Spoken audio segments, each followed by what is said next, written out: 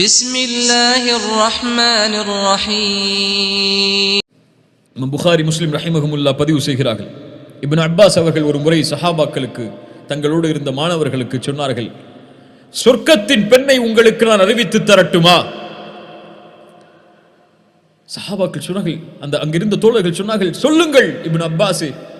ரசூலுல்லாஹ் அடையாளம் காட்டிய சொர்க்கத்தின் பெண் அவர்கள், ஆம் இதோ அந்த கருப்பு நிறத்து பெண் தான். என்ன செய்தார்கள் அவர்கள்? என்ன செய்தார்கள் அந்த பெண் சொர்க்கம் செல்லுவதற்கு? ஒரு முறை அல்லாஹ்வுடைய தூதருக்கு முன்னால் வந்து சொன்னார்கள், யா ரசூலல்லாஹ், எனக்கு வலிப்பு நோய் இருக்கிறது, அதை குணப்படுத்த அல்லாஹ்விடத்திலே துஆ செய்யுங்கள். அந்த நோய் வந்தால் என் ஆடைகள் விலகிக் கொள்கிறது அல்லாஹ்வுடைய தூதரே. நான் அணிந்திருக்கக்கூடிய ஹிஜாப் விலகி என்னை அலங்கரித்திருக்கக்கூடிய அந்த ஆடைகள் எல்லாம் தெரிய ஆரம்பிக்கிறது. ரசூலுல்லாஹி ஸல்லல்லாஹு அலைஹி வஸல்லம் அந்த பெண்ணுக்கு 2 வாய்ப்பை கொடுத்தார்கள். அந்த வாய்ப்பை எமக்கு கொடுத்தால் நாம் எதை தேர்ந்தெடுப்போம் என்று உள்ளத்தில் கை வைத்து யோசித்து பாருங்கள். பெண்ணே, நீ பொறுமையாக இருந்தால் உனக்கு அல்லாஹ் சொர்க்கம் தருவான். இந்த நோயை பொறுத்துக் கொண்டால் அல்லாஹ் உனக்கு சொர்க்கம் தருவான். நான் குணப்படுத்த வேண்டும் என்று அல்லாஹ்விடத்திலே கேட்க வேண்டும் என்றால் நான் கேட்கிறேன், அல்லாஹ் குணப்படுத்துவான். என்ன சொல்லி இருப்பார்கள் அந்த பெண்? யா ரசூலல்லாஹ், நான் பொறுத்துக் கொள்கிறேன், இந்த நோயை நான் பொறுத்துக் கொள்கிறேன். சுப்ஹானல்லாஹ்.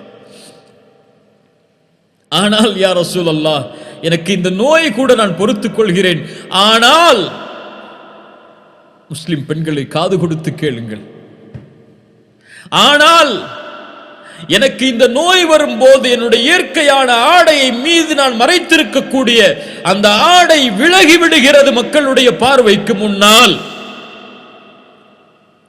என்னால் அதை கட்டுப்படுத்த முடியவில்லை. அதனால் அதிலிருந்து மட்டும் அல்லாஹ்விடத்திலே துஆ செய்யுங்கள். அல்லாஹ்வுடைய தூதரே, அல்லாஹ்வுடைய தூதர் துஆ செய்தார்கள். இந்த பெண் கூறியது எதை? இன்றைய நம்முடைய முஸ்லிம் பெண்கள் எதை வெளிப்படுத்துகிறார்களோ, ஹிஜாப் என்று, ஆடை என்று, நானும் மறைத்திருக்கிறேன் என்று, அதை இன்று நம்முடைய முஸ்லிம் பெண்கள் எதை இன்ஸ்டாகிராமில் அல்லது பெண்கள் எதை மக்கள் பார்க்க வேண்டும் என்பதற்காக நான் ஒரு கவர்ச்சி பொருள், என்னை பார்த்துக் கொள்ளுங்கள் என்று அடையாளம் காட்டி நிற்கிறார்களோ, என் உடம்பு கவர்ச்சி, இதை பார்த்துக் கொள்ளுங்கள் என்று அழைக்கிறார்களோ, அதை வெளிப்படுகிறது அல்லாஹ்வுடைய தூதரே என்னுடைய ஆடைகள் ஹிஜாபில் இருந்து, அதற்காக அல்லாஹ்விடத்திலே துஆ செய்யுங்கள் என்றார்கள். சுப்ஹானல்லாஹ். எங்கே இந்த வெட்க குணம் நம்முடைய பெண்களிடத்தில்? ஹிஜாப் ஹலால், அது இல்லாமல் இருப்பது ஹராம். அல்லாஹ் உங்களுக்கு நரகத்தை தருவான் என்று எச்சரிக்கவில்லை. இந்த செய்திகளை உள்ளத்திலே ஏந்தி பாருங்கள். இவர்கள் முஃமினான பெண்கள், முஃமினான ஈமானுடைய வெட்கத்தை சுமந்த பெண்கள். இந்த உலகம் வெட்கத்திற்கு 1000 விளக்கம் சொல்லட்டும். என் ஆடை, என் உரிமை, இது என் உரிமை, அது யார் நீ கேள்வி கேட்பதற்கு என்றெல்லாம் சொல்லட்டும். ஆனால் ஈமானிய பெண் ஆயிஷா ரலியல்லாஹு அன்ஹா அவர்கள் சொல்லுகிறார்கள், அல்லாஹ்வுடைய தூதர் என்னுடைய அறையில் தான் அடக்கம் செய்யப்பட்டார்கள்.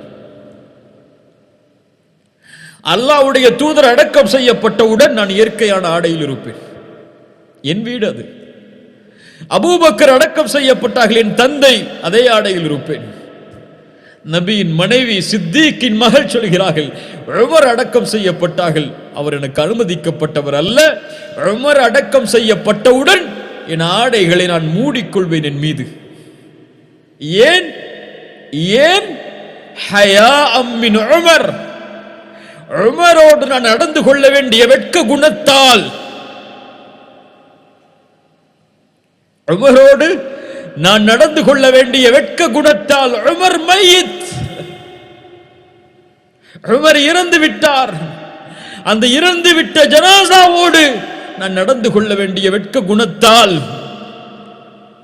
நம் கல்புகள் இறந்து விட்டது. கண்ணியத்துக்குரியவர்களே, நம் கல்புகள் இறந்து விட்டது என்று அஸ்மா பின்த் அபீ பக்கர் அதே சித்திக்கின் மகள் சொன்னார்கள், இறக்கக்கூடிய தருவாயில் காலை நேரத்தில் என்னுடைய ஜனாசாவை எடுத்துச் செல்லாதீர்கள், கஃன் துணியை போடுவீர்கள், எந்த ஆடையும் இல்லாமல் என் அங்கங்கள் ஒருவேளை வெளிப்பட்டு தெரிந்து விடலாம்.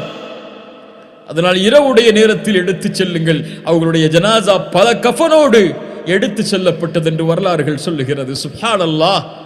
ஹயா,